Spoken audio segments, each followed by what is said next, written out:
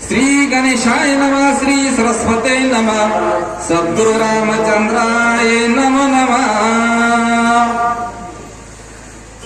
गमन करो शीघ्र गती, सर्व प्रकारे असे शक्ती, जेने मरण पावे मारुती, ते युक्ती साधावी। प्राप्त प्रसंगी गौरीपुत्र गणेशाला वंदन करून, कौशल्यपुत्र प्रभू रामचंद्राला वंदन करून, अंजनीपुत्र हनुमंतराला वंदन करून, तसेच या ठिकाणी बसलेल्या सर्व श्रोत्यांची चरणी नतमस्तक होऊन कथेला सुरुवात। कथेचं अनुसंधानापूर्वी अर्ध्या मिनिटाचा परिहाराला या ठिकाणी बंदी आहे, परंतु देतो मी। आपल्या संपूर्ण महाराष्ट्र भावार्थ रामायण प्रेमी या नावाचा एक मोबाईलवर गुगल मीटवर चालणारा एक ऍप आहे आणि त्या ऍपच्या माध्यमातून आपण जवळपास 14-15 जिल्ह्यामध्ये रामकथा दररोज 7 ते 9 या वेळामध्ये चालवतो आणि त्याच रामकथेचा प्रसार आणि प्रचार करण्याच्या कार्यातून ही रामरायाची कथा, रामरायाची चरित्रगाथा सांगण्याची बुद्धी आम्हाला परमेश्वराने दिली आणि त्यानुसार या ठिकाणी बरेचसे आमचे सहकारी आमच्या ग्रुपच्या वतीने आलेले, बऱ्याच जिल्ह्यामध्ये रामभक्त या ग्रुपवरून रामकथा ऐकणारे आज सर्वांच्या भेटी झाल्या। म्हणजे धाराशिवचे परांडा तालुक्यातले ग्रुपचेच माणसं आहेत, ते आता जालना जिल्ह्यातूनही काही माणसं आलेले आहेत। तर या माध्यमातून आणि आमच्याच ग्रुपमध्ये सहभागी असलेले आपले देशमुख महाराज, त्यांच्या माध्यमातून तुमच्या सर्व साधू संतांच्या दर्शनाचा योग आज या ब्रह्मपुरी या गावामध्ये आला, त्यांची प्रथमताने धन्यवाद मानतो आणि आता कथेकडे वळतो। कथेचं अनुसंधान असं आहे, राजा रावण काळनेमीला विनंती करू लागलेला आहे, हनुमंताला विघ्न करण्यासाठी तुला जायचंय, तुला भारतामध्ये जायचंय आणि भारतामध्ये गेल्यानंतर तिथं काय काय रीतिरिवाज असतात, कारण आपल्या इथं काय तर अतिथी देवो भव, आपल्या इथं अतिथीला देवाचं रूप मानतात, म्हणून त्या ठिकाणी गेल्यानंतर काय काय करायचे राजा रावण काळनेमीला सांगू लागला, तुला जे जे तुझ्या पद्धतीने करता येईल ते ते कर, पण हनुमंताला थांबव असं या ठिकाणी सांगतो। आपल्याला हळूहळू आणि महत्वाच्या जागी फक्त बोलायचे, बाकी आपल्याला वेळेचं मर्यादा असल्यामुळे जास्त काही या ठिकाणी सांगण्याचा प्रयत्न करणार नाही। पुढे आपण हळूहळू चालू। मी तुझं सांग कपट गती, तव तू केवळ कपट मूर्ती, तेथे माझी काय युक्ती, सर्वता मारुती मारावया। मी तुला कपट कर म्हणणं हे सांगणं सुद्धा माझं चुकीचं होते, कारण कपटी माणसाला कपट करावं कसं हे सांगण्याची गरज नसते मला, त्याच्या जन्मताच त्याच्या अंगामध्येच ते कपट असते, म्हणून तू कपटाची कपट बोलते आहेस, काय तुझ्या पद्धतीनं कपट करायचं ते कर, पण हनुमंताला त्या ठिकाणी गुंतव। मरण पावल्या हनुमंत सौमित्र मध्ये त्वरित मरण पावेला रघुनाथ, दोघा मृत्यू त्यानेची। पहा महाराज, आता या ओळीमध्ये अतिशय गमत आहे, मरण पावल्या हनुमंत, जर तू हनुमंताला मारलं तर लक्ष्मण मेल्याशिवाय राहणार नाही, साहजिक आहे महाराज। जर हनुमंत मेला तर हनुमंत औषधी आणणार नाही, औषधी आणले नाही म्हणजे लक्ष्मण मरेल, पण लक्ष्मण मेल्यानंतर राम मरल असं रावण सांगायला। रामाचा लक्ष्मण कोण आहे? भाऊ आहे, म्हणजे एक भाऊ मेल्यानंतर दुसरा भाऊ मरतो राजा रावण जर सांगत असेल, तर कुंभकर्ण मेल्यानंतर राजा रावण जिवंत कसा आहे हे तुम्ही सांगावं। काय सांगायला, एक भाऊ मेला की दुसरा मरणार, आणि हा सगळे मेल्याचे, सगळे मुलं मेले, प्रधान मेले, नातू मेले, पंतू मेले, तरी सुद्धा हा जिवंत राहण्यासाठी एवढी धडपड करतोय, ही आपली आणि विदेशी संस्कृती मधला फरक या ओळीमध्ये आपल्याला सांगतो। मरण पावल्या रघुनंदन, कैसी निवाचाल विभीषण, सुग्रीवी सांडिल प्राण, अर्धक्षण न लागता। प्रभू रामचंद्र एकदा जर मेले तर विभीषण वाचणार नाही, सुग्रीव वाचणार नाही, म्हणजे एक हनुमंत जर मारला तर त्या ठिकाणी ठिकाणी कोणीच वाचणार नाही. अजून कोण कोण आहेत महाराज? नळनी रामवंत उत्पत्ती मरतील समत एवढा साधील कार्यार्थ जरी हनुमंत मारिला. हा, एक हनुमंत जर मारला तर नळ नीळ जामवंत हनुमंत सगळीच्या सगळी त्या ठिकाणी उत्पत्ती बरे. माणसानं कष्ट कमी करावून फायदा जास्त मिळवा महाराज. असाच एक त्या ठिकाणी दृष्टांत ऐकलेला सांगण्याचा प्रयत्न करतो. एक गाडीभर किडे जर मारले तर कोंबडं मारलेलं पाप लागते म्हणे. गाडीभर कोंबडे मारले तर बकरं मारल्याचं पाप लागते. गाडीभर बकरे मारले ते बैल मारल्याचं पाप लागते. असं मग गाडीभर असं लांब देतात. आणि सगळे पाप जर मिळवायचे असतील तर एका माणसाने एक बाईला मारावं लागते ना. शहाण्यानं काय मारावं. तर अशा पद्धतीने एक हनुमंत जर मारला तर सगळेच्या सगळे मरतील. तुझं काम आहे हनुमंता. म्हणून धरिले दोन्ही चराना देणार धरा जे जाना चिंता सागरी बुडता पूर्ण दारू आपण सोय व्हावे. म्हणून धरिले दोन्ही चरण. पाया पडणं ही चांगली गोष्ट आहे. कारण भक्तीची सुरुवातच आहे भक्ती ते नमन. पाया पडणं चांगली गोष्ट आहे. पण माणसानं असं जीवन जगावं की कुणाच्याही पाया पडण्याची वेळ माणसावर येऊ नये. राजा 14 चौकड्याचं राज्य असणारा राजा रावण, पण नको त्याच्या पाया पडण्याची वेळ यायची महाराज. काय नेहमीच्या पाया पडायला म्हणाला, मी फुकट काम करून घेत नाही, तुला अर्ध राज्य देतो. आता तुमच्यासाठी एक प्रश्न आहे सर्वांसाठी. राजा रावण काय सांगायला की मी तुला अर्ध राज्य देतो जर तू माझं काम केलं तर. तुमच्या सर्वांसाठी प्रश्न आहे. समजा उद्या काळनेमीनं हनुमंताला मारलं. हनुमंत मेल्यानंतर लक्ष्मण मेले. लक्ष्मण मेल्यानंतर राम मेले. राम मेल्यानंतर सुग्रीव विभीषण नळ नीळ जामवंत सगळे जर मेले.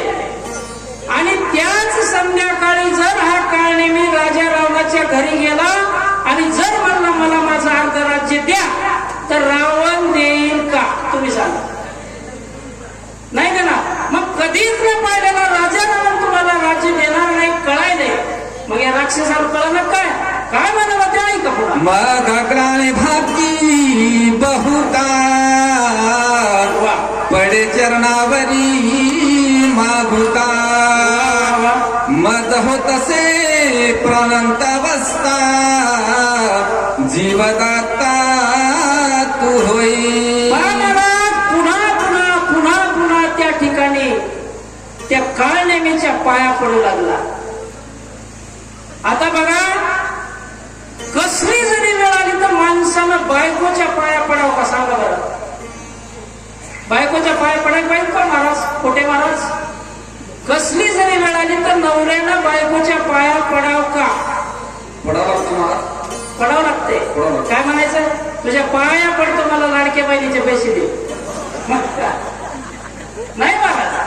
याच रामायणातला दृष्टांत सांगतो. याच रामायणामध्ये राजा दशरथ कैकेयीच्या पाया पडलेत का नाही? धाडू नको वने राम कैकेयी म्हणून चरणी माता ठेवला आहे की नाही? म्हणून कधी कधी बायकोच्याही पाया पडत जा. आता तुम्ही म्हणसाल की महाराज व्यासपीठावर बसले म्हणाले बायकोच्या पाया पडा. पाया कधी पडा त्याचं शास्त्र सांगतो आणि त्याला प्रमाण देऊन पुढे जातो.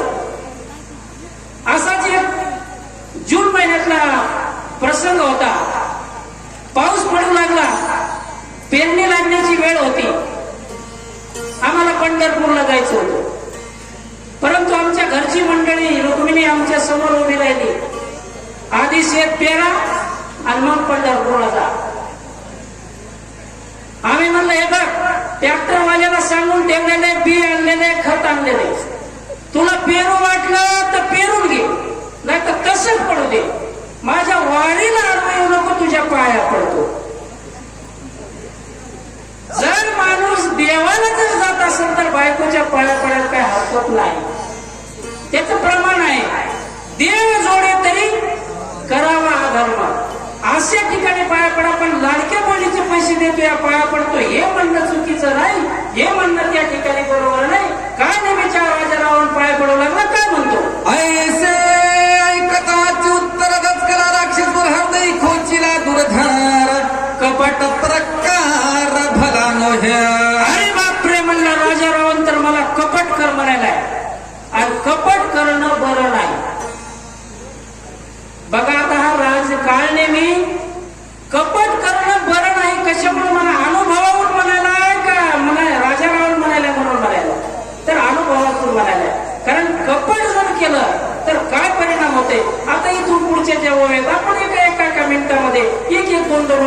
छोटे दृष्टांत घेणारे चला महाराज. कपट करिता हिरण्य कशापू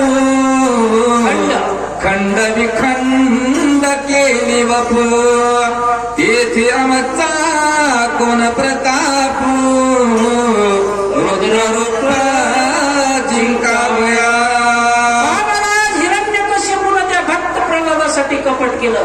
त्याच हिरण्यकशिपूला शरीराचे खंड विखंड तुकडे होऊन मरावं लागलं.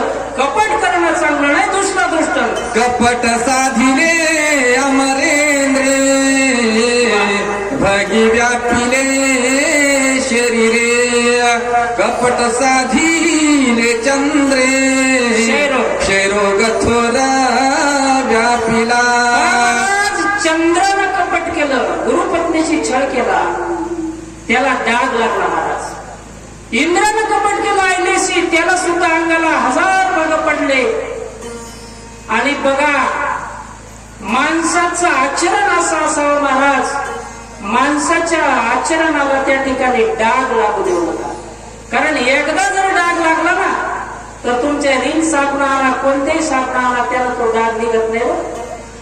चंद्राला डाग लागला, चंद्राला महादेवानं आपल्या कपाळावर बसवलं, परंतु डाग गेला का? आणि एवढा मोठा आपल्याला कोणी जवळ घेणारा भेटणार नाही, म्हणून डाग आचरणाचा लागू देऊ नका. अशा प्रकारचं कपट. खाऊन जेवण घर घेणे ऐसे मांडिले शास्त्र अर्जुने सांडवणे हस्तपाद छेदाने शेखी प्राणे निमाला.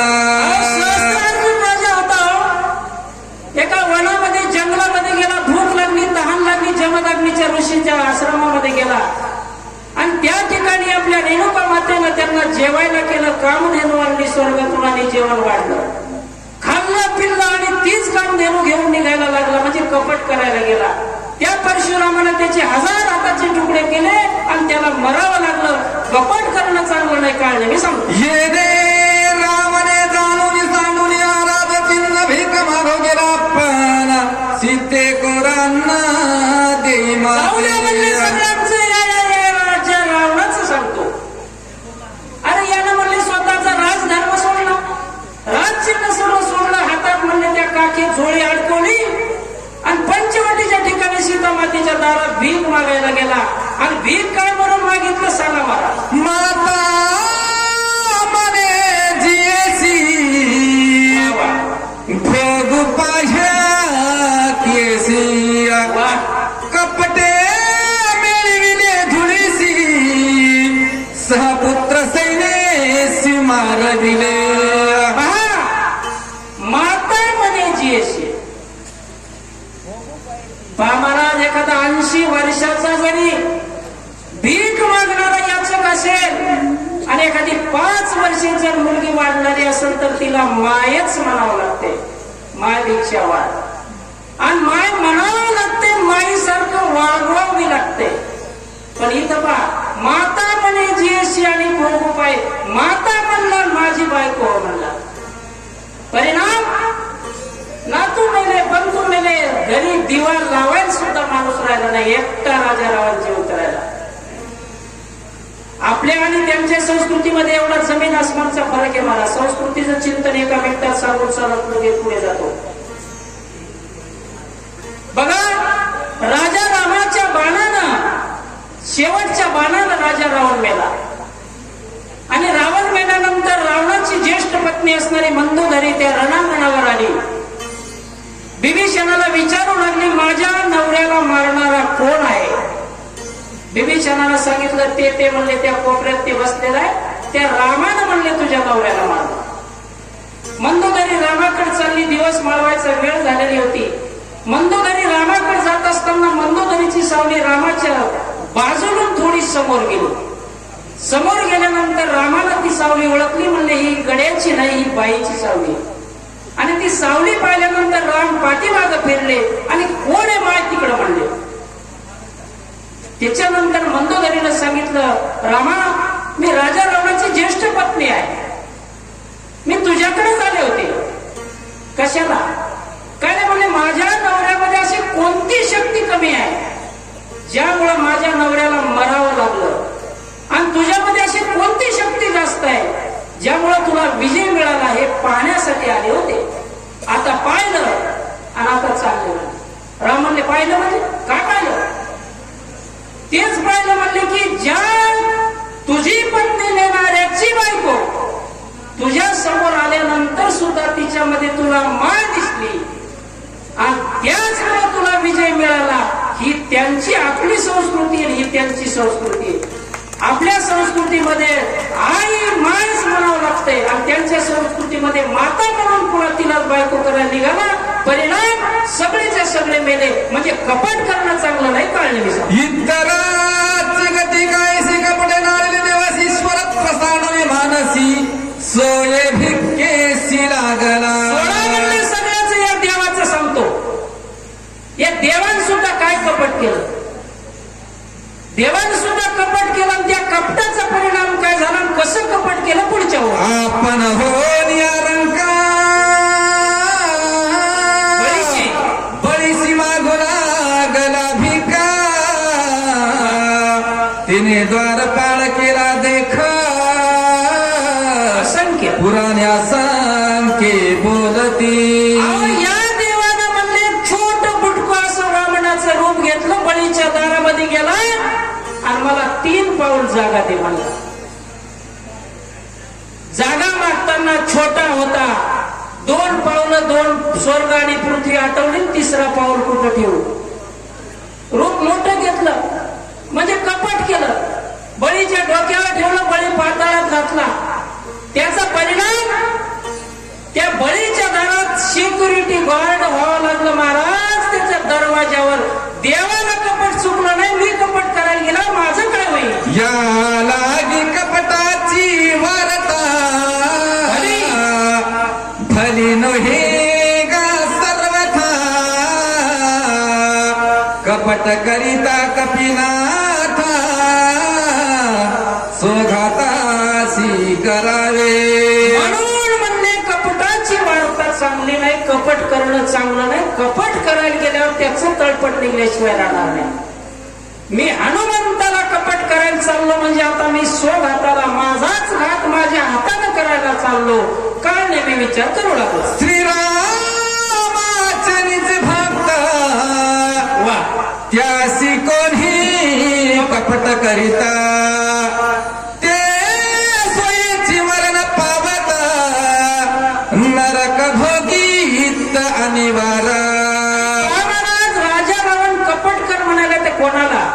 एका रामाच्या भक्ताला, एका माळकऱ्याला.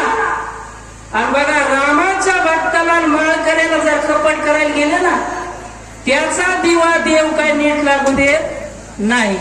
म्हणून देवाच्या भक्ताला कपट करणं म्हणजे चुकीचं आहे. काय नाही मी विचार करू लागला, जर हनुमंताला कपट करायला गेलो तर मला नरक भोगल्याशिवाय जरा जमणार नाही, मला नरकच भोगावं लागेल. काय नाही मी बोलतो. हनुमान श्रीराम किंकर श्रीराम भजने अतिरत्वर त्यासी कपट करीत जो नर त्याचे शरीर वाचेना. महाराजांनी हनुमंत कसा आहे तर प्रभुरामरायाचा भक्त आहे. अखंड मनामध्ये त्या ठिकाणी प्रभुरामरायाचं नामस्मरण आहे. आणि अशा राम नाम अखंड अहोरात्र घेणाऱ्या भक्ताला जर कपट केलं तर त्याचे शरीर वाचेना. शरीर वाचेना म्हणजे एकदा रामाच्या भक्ताच्या हाताने मेल्यानंतर नाही पुन्हा येणे जाणे, पुन्हा शरीर नाही, शरीराचं देणं घेणं नाही, म्हणून शरीर वाचेना. ना बाबा बोलतो ऐसे जाणतो मी पाना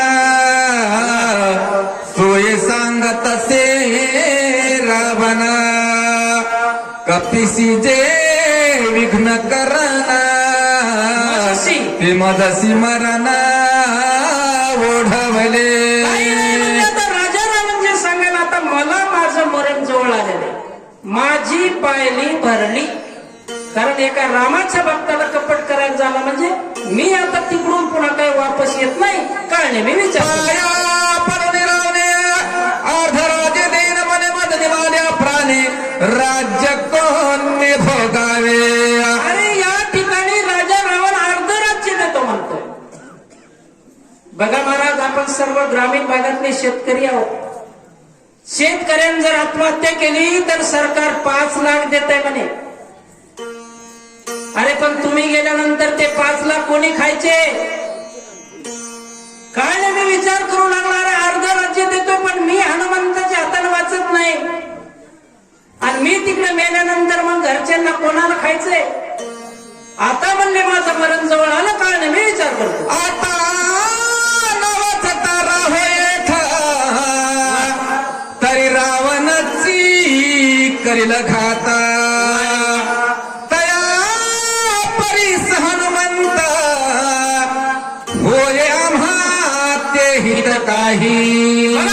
माणसानं काम करत असताना जेव्हा शेवटचा टोक येतो का निर्णय घेण्याचा, तेव्हा माणसानं असा निर्णय घेतला पाहिजे की माणसाचं हित झालं पाहिजे. त्यामध्ये हा राक्षस आहे जातीना, परंतु तो विचार करू लागला, जर इथं राहिलो तर राजा रावण मारणार आहे, काम नाही केलं म्हणून, आणि तिकडे गेलो तर हनुमंताच्या हाताने मरण आहे. वाघ म्हणलं तरी खाणार, वाघोबा म्हणलं तरी खाणार, त्याच्यापेक्षा हनुमंताच्या हाताने जर मेलं तर काहीतरी हित होईल, काहीतरी मला त्या ठिकाणी चांगली सद्गती मिळेल, कळलं मी विचार. हनुमान सभाय श्री रघुनाथ श्रीराम प्रेमी सदा डुलता, होता त्याचे निहाते घाता, करता करता रत मी झालो.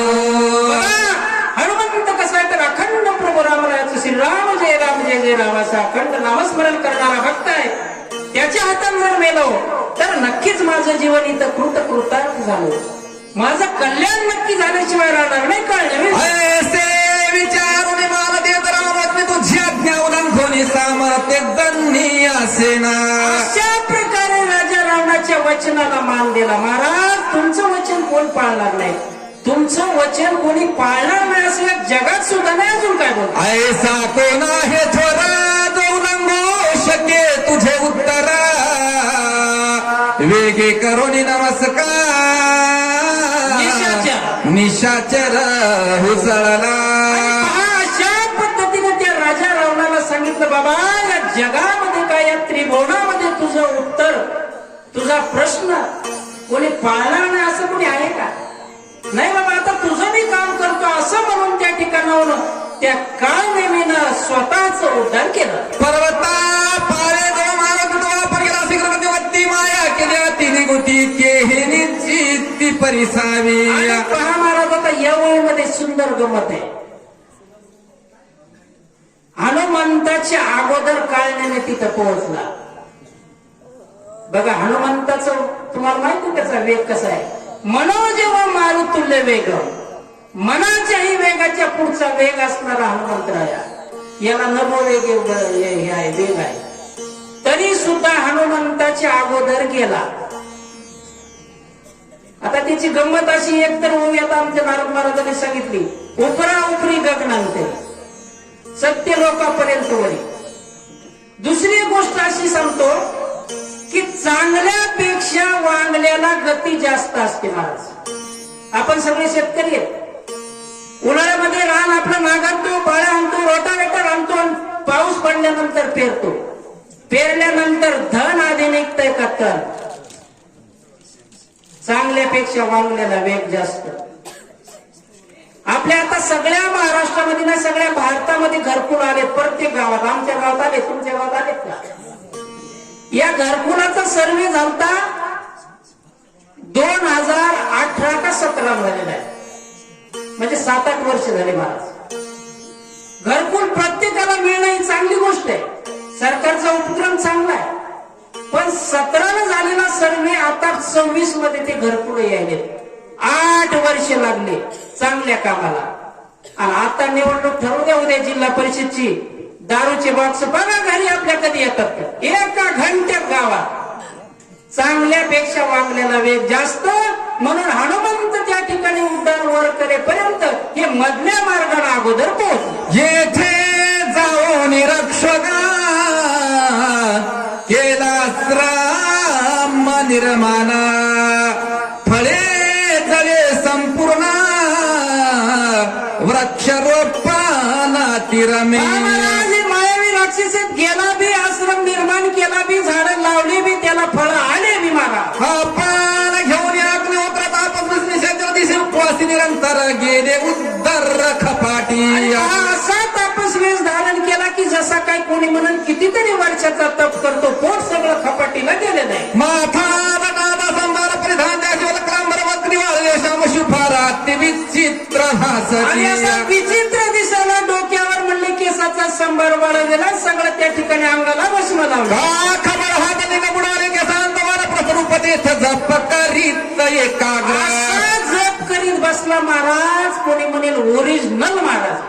अशा प्रकारचा तापस वेश धारण केला आणि आता हनुमंताची वाट पाहत बसला. हाती घेऊन जपमाळी बुबळलेली भव्यांतळी जैसी खिचरी मुद्रा लाविली तैसी शैली दिसत आहे. हा महाराज, अशा प्रकारची हातामध्ये जपमाळ. नाटक करायचं म्हणल्यानंतर नाटक करावं तशा माणसाने हातामध्ये जपमाळ घेतली. कितीतरी वर्षाचा असा मोठा महान ऋषी असा त्या ठिकाणी दिसू लागला. आणि त्या ठिकाणी फक्त आता हनुमंत कधी येतो त्याची वाट पाहायची. त्याच्यासाठी नागबाबा दृष्टांत देतात. काय सांगतात महाराज? घालून या वज्रासना करून या एकाग्र मना भगवत धरून ध्यान पाहे गमान कवीचे. पहा महाराज, या ठिकाणी नारद महाराजांनी सांगितलं त्या बगळ्याचं उदाहरण. बगळ्यासारखा वाट पाहू लागला. बगळा कसा असतो? पाण्यामध्ये असा उभा राहतो की त्या माश्याला वाटतंय काय साधू उभा राहिला, तिच्या दर्शनाला आपण जावं, त्याच्या पाया पडायला जावं. आणि पाया पडायला गेल्यावर काय करतो महाराज सांगा बरं एकदा? उदका माझी सेवक पुरी सात्विक वासी पुरुष लोक साध्य दिसत आहे. जसा म्हणजे मोठा सात्विक असणारा साधू उभा आहे पाण्यामध्ये असं त्या माशाला वाटतंय. आणि मासे पण त्याच्या दर्शनाच्या निमित्तानं जातात. काय होते? मत्स्य आल्या भ्रष्टीतही गटकावणी सगळा गेली तेही राक्षस कपट मिळी कप्या गमन शैली पाहत असे. जसा त्या बगड्याच्या पायाजवळ मासुळी गेली की तो जसा गटकन गिळतो तशा प्रकारचा हा काळ नेमे बसलेला. तर हनुमंत आला की त्याला काहीतरी विघ्न करायचं अशी वाट पाहू लागला. दक्षिण दिशेच्या भागी जैसी मुसोत्री आगी तैसी नक्षत्र पुंज स्वर्गी दिशे वेगी एवढ्यात म्हणले दक्षिण दिशेकडून एखादा असा लाल बुंद गोळा यावा. अशा प्रकारची जशी काय मूस ओतली की काय अशा प्रकारचा लाल बुंद हनुमंतरायाचं आगमन झालं. कसे दिसू लागले की बाळ सुने उदयाला दिसा येत असे दादुला नात्री शिष्यपणावर निष्ठला मानी निघाला चरावया. म्हणले सकाळी सकाळी 6 वाजता लाल बुंद गोळा जसा सूर्याचं आगमन होते अशा प्रकारचा हनुमंत दिसू लागला. किंवा म्हणजे वासुकीच्या डोक्यावर जसा मणी असतो आणि तो मणी जसा त्या ठिकाणी प्रकाश पडतो अशा प्रकारचा प्रकाश पडला. ऐसे उडान करिता कपिनाथ आले पर्वताचे माता देखता कांत राक्षस चित्ता धीर सर्वथान धरवे. अशा प्रकारे हनुमंताचं उड्डाण आलं कुठं? पर्वताच्या माथ्यावर. ज्या ठिकाणी औषधी होत्या त्या ठिकाणी. पण पर्वताच्या माथ्यावर उड्डाण आलं पण खाली पायथ्याला बसलेल्या राक्षसाची अवस्था कशी झाली महाराज? बेळा पडली झापडी परिवाची वेगळी पडली मनाची मुरकुंडी नावे कभंडी त्याची आली. पर्वतावर उड्डाण पण खाली बसलेला साधू हलू लागला. डोळ्याला झापडी पडली, मूर्छना आली. अजून काय? कसा धोल्या पाहि विचारणे आपले देही मध्ये झाले काही आठवण नाही कार्याची. सावध झाला. अरे म्हणले आपण कोण्या कामाला आलो? आपण तर इथे शक्तीला आलो आणि आपण तर चपात्या खाऊन झोपायला असतंय जमला. आपल्याला इथं आद्या घ्यायचा महाराज आणि मग आपल्याला तिकडे जायचं. सकाळ जन्मात निसार मद तुलोले साचाराने मी दुःखी तप्पा मारा स्वहित विचार नाथ. जन्माचं माझं निजसार आज फिटणार आहे. म्हणतात ना धन पायात लागायची वेळ आणि आपल्याला बुद्धी अशी सुचते की आंधळ कसं चालत असं मग पाहू द्या. गेलं धन माग. नेमकं आता माझं इथं सगळ्या जन्माचं सार फिटणार आहे. एका भक्ताच्या हाताने माझा उद्धार होणार आहे. मी काय वेळ मूर्छित येऊन पडलो काय म्हणता? म्या स्वामी कार्य साधावे येथे कि मुक्त भावे कपी हस्ते ते विसरून या निज कार्याते मूर्छित चित्ते पडलो असे. अरे म्हणजे या ठिकाणी मी माझ्या स्वामीचं काम करायला आले. राजा रावणाचं काम कराव या हनुमंताच्या हातानं माझ्या स्वतःचा उद्धार करून घ्यावा. या दोन कामापैकी मी कोणतंच काम करीन. मी मूर्छित पूर्ण वेड्यासारखा कोणताच विचार माझ्या मनात नाही. त्यातून सावध झाला काय करतो ऐसे विचारून मध्ये स्वस्त पैसा असे कपिने देखील दोन्ही मंग धावून तेथे आला. आणि मला असा विचार केला, सावध झाला म्हणले आपल्याला काम करायचे. एका ठिकाणी बसला. हनुमंतानं लांबूनच पाहिलं महाराज भगव्या कपड्याला कोणतरी माणूस दिसायलाय आणि आता धावून त्या ठिकाणी हनुमंतराय आले. देखील तापत हरती सर्वांगी उल्हास कपिन मनास तेथे आला. महाराज ज्या माणसाच्या मनामध्ये आवड असते ते जर भेटलं तर माणसाला लय आनंद होतो. आता जर एखादा राम भक्त जर आपल्या रस्त्याने चालत असेल शक्तीचा जर आवाज आला तर नक्की गाण्याशिवाय राहणार नाही. त्याला दमच निघणार नाही.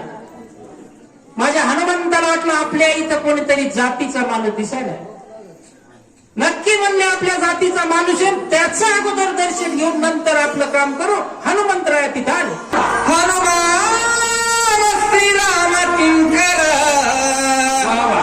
राम रूपा चराचर देखे सर्वदा साचर प्रेमा थोरा श्रीरामे. महाराज खूप सुंदर अशा प्रकारची ओवी आहे. हनुमंताला त्या राक्षसामध्ये सुद्धा साधू दिसला महाराज. आणि साधू दिसण्यासाठी माणसाच्या मनातही तशीच वृत्ती असायला पाहिजे, तेव्हा तो साधू दिसतो. एक मावशांसाठी प्रश्न आहे. तुमच्या गावामध्ये दूध मिळते का? दूध मिळते? दूध जर काढलं तर मावशा किती दिवस राहते बरं दूध? जर ठेवलं आपण घरी तर 1 दिवस, दुसऱ्या दिवशी खराब होते. दूध 2-4 दिवस झाल्यानंतर त्याचं दही होते. दही किती दिवस राहते? पुन्हा 2-4 दिवस. दह्यापासून लोणी काढल्यानंतर 8-1 दिवस. आणि लोण्यापासून तूप काढल्यानंतर कितीही दिवस. म्हणजे बघा, जसं नासक्या दुधामध्ये शाश्वत तूप आहे तसा हा नासक्या शरीरामध्ये शाश्वत परमार्थ आहे, परमात्मा आहे. फक्त त्याला शोधावं लागतंय. मंतोणी नवनीता तैसे ज्ञानंदा वाया व्यर्थ करता सांडी मार्ग. असा या हनुमंतारामच्या त्या काळनेमी राक्षसामध्ये सुद्धा साक्षात परमात्मा दिसला. म्हणून हनुमंतराय त्या ठिकाणी दर्शनास जैशांतरवरती ते जगाते तैसे देखते ही निशाची उपपती श्लोक संपत्ती परिसावे. जैशी ज्याची अंतर्वृत्ती माणसाच्या मनामध्ये जसं असते तसं समोरचं दिसतंय. मनी वसे ते स्वप्ने दिसे. आपण जर म्हणलं जग कसं आहे, कोणी जर म्हणलं जग खूप सुंदर आहे तर त्याचं मन सुंदर आहे. जग खूप खराब आहे याचा अर्थ तुम्ही खराब आहे. तुमचं जसं मन आहे तसं तुम्हाला दिसते. इथं हनुमंताच्या मनामध्ये राम आहे, हृदयामध्ये राम आहे.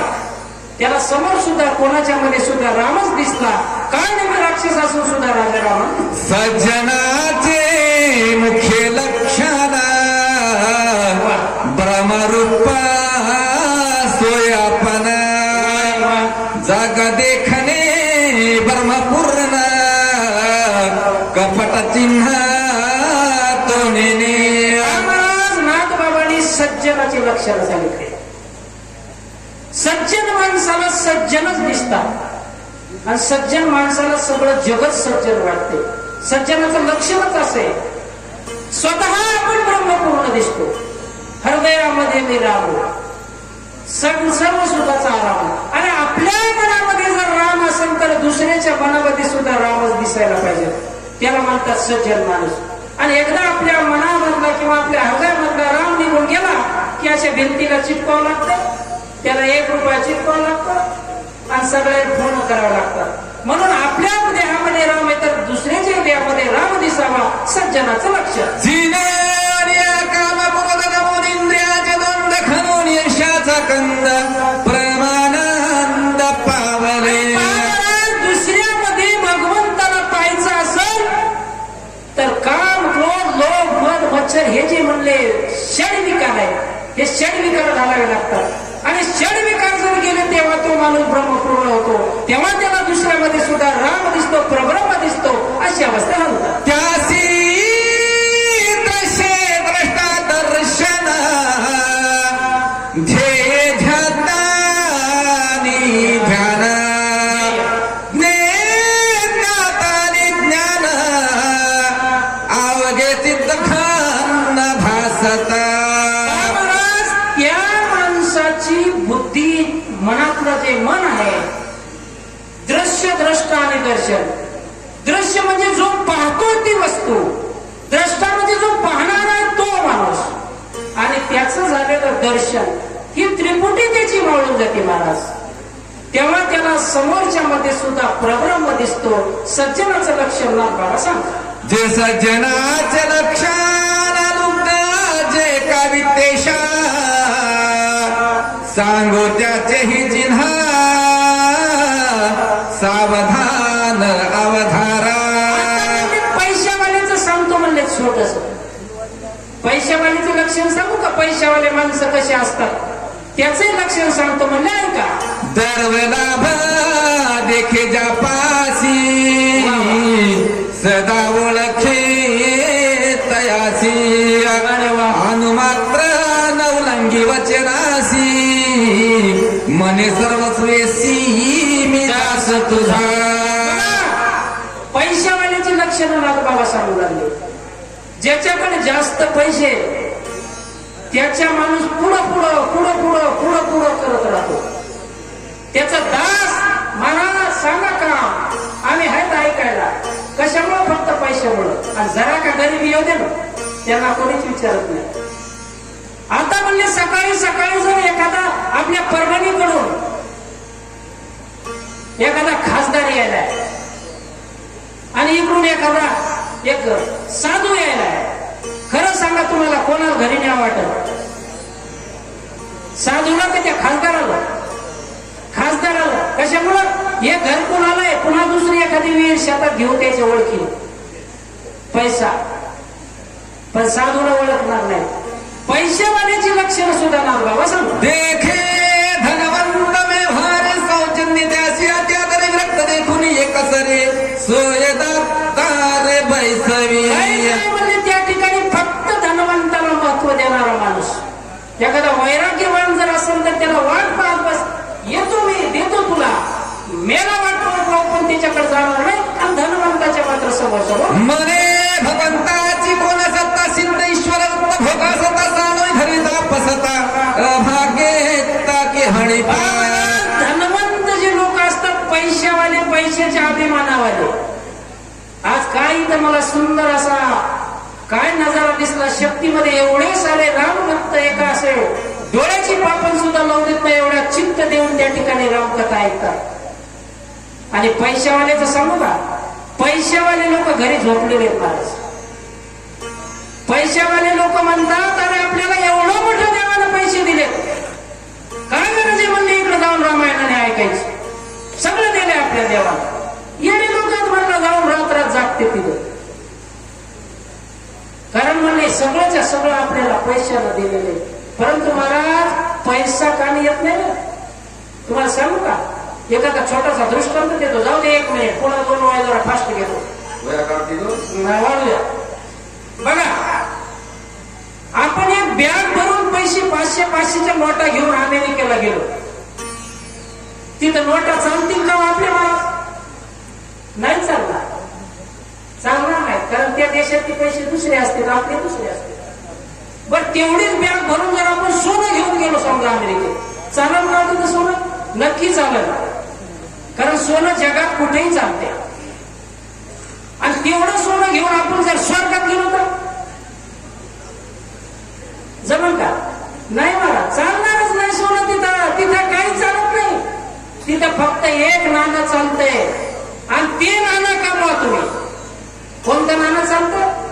पुराण प्रसिद्ध बोलले वाल्मिक आणि नामे तिन्ही लोक उधरतील. नामाचं नाणं कमवा, अशा धनाच्या मागे लागू नका. ना बाबा सांगतो वितेशनाचा जो नारा त्याचा ऐसा विचार, आता कामातूर जो नारा संस्पकार सांगेना. पैशावाल्याचं झालं म्हणजे ज्याची वृत्ती कामाची आहे, जो त्या ठिकाणी वृत्तीनं कामांध झालेला माणूस आहे, त्याचंही लक्षण सांगतो. म्हणजे ऐका, स्त्री काम ज्याचे चीती माय बहिणी तेल ओळखती, स्त्री रूप झाली व्राती जग देखती स्त्री रूप. ज्याच्या मनामध्ये बाई त्याची वृत्ती झालेली, त्याला माय आणि बहीण सुद्धा ओळखत नाही. आपण वर्तमानपत्रामध्ये अनेक बातम्या वाचतो महाराज. आता आम्ही शिक्षक आहेत, शिक्षकाची बातम्या बऱ्याच ठिकाणी ऐकायला मिळाल्या. शाळेतल्या मुलांना शिकवतात आणि त्याच ठिकाणी काहीतरी खायला जातात. अशा प्रकारची वृत्ती जर त्या माणसाची असेल तर माय असो बहीण असो त्यांना ओळखू येत नाही. आपल्या भारताची संस्कृती आहे, प्रत्येक स्त्रीला आपण माता म्हणतो. आणि ती जर स्त्रीची वृत्ती जर झाली तर त्याचे लक्षण काय सांगता लागू येत आहे का? बापा भावाशी सांगता गोष्टी माय बहिणीचा विकल्प पोटी, इतराची काय गोष्टी सकळ सृष्टी माझारी. जर एखाद्या नवीन ठिकाणी तुम्ही गेले, बस स्टॉपला वगैरे, एखादा बाप आणि मुलगी जर बोलत असेल, एखादा भाऊ आणि बहीण जर बोलत असेल, तरी सुद्धा ज्यांच्या मनामध्ये अशी वृत्ती असती का, ते लोक म्हणतात नाही नाही काहीतरी दुसरंच दिसायले. त्याची वृत्तीच पाहिजे झाली. कामांत वृत्ती झाल्यानंतर त्याला तसे त्या ठिकाणी दिसतात. म्हणजे बाप आणि मुलगी सुद्धा ओळखू येत नाही, भाऊ आणि बहीण सुद्धा त्याला दिसत नाही. अशा प्रकारची कामांवृत्तीचं लक्षण बाबा हनुमान साधू रत्नाघात साधू रत्ने भेद बोधने राक्षसाचे कपड भेद साधुत्व शुद्ध नमवाला. आमच्या हनुमंताच्या मनामध्ये असा कुठलाच भेद नाही. म्हणून नकली साधू सुद्धा ओरिजिनल असली साधू दिसला महाराज. आपल्या मनामध्ये काही भेदच नसल्यावर समोरचा माणूस दुष्ट आहे का, शाहू आहे का, कोण आहे आपल्याला काय कळणार. हनुमंताला तो नकली साधू सुद्धा असली दिसला. दिव्याश्राम मनोरामा देखुनिया महोत्तमा, नमन करिता पलवंगामा अतिस प्रेम हरिरंगे. दिव्य अशा प्रकारचा आश्रम पाहिला. असं भव्य दिव्य या ठिकाणी शक्तीचा प्रसंग, सुंदर व्यासपीठ, सुंदर त्या ठिकाणी श्रोते ऐकायला बसले, किती आनंद होईल महाराज. त्या काळाने निर्माण केलेला दिव्य असा मनोरम आश्रम पाहिला, आनंद झाला हनुमंताला. हनुमंतराय त्याच्या जवळ गेल्यानंतर काय करतात? ये स्वकार्याती कुशल आला देखोनी गुळांगुळा घातले लोटांगण प्रबळा चरण कमळ वंदना. अशा प्रकारचा तो काळनेमी राक्षस त्याच्याजवळ म्हणले हनुमंतराय गेले. हनुमंतरायाला सुंदर असा मनोरम प्रकारचा आश्रम पाहिला, साधू पाहिला. नकली असला तरी तो असली दिसला. कारण माझ्या हनुमंताच्या मनामध्ये कसल्याही प्रकारचा भेद नाही, कसल्याही प्रकारचं कपट नाही. तुमच्या या सुंदर अशा गावामध्ये आज सेवा करण्याचं परमभाग्य आमच्या देशमुख महाराजांमुळे मिळालं. काही चांगलं जर आमच्या मुखातून आलं असेल तर नक्की स्वीकार करा. काही चुकलं असेल तर ते आम्हाला परत द्या. आमच्या दुकानाला पाटी आहे, न पटलेला माल परत घेतला जाईल.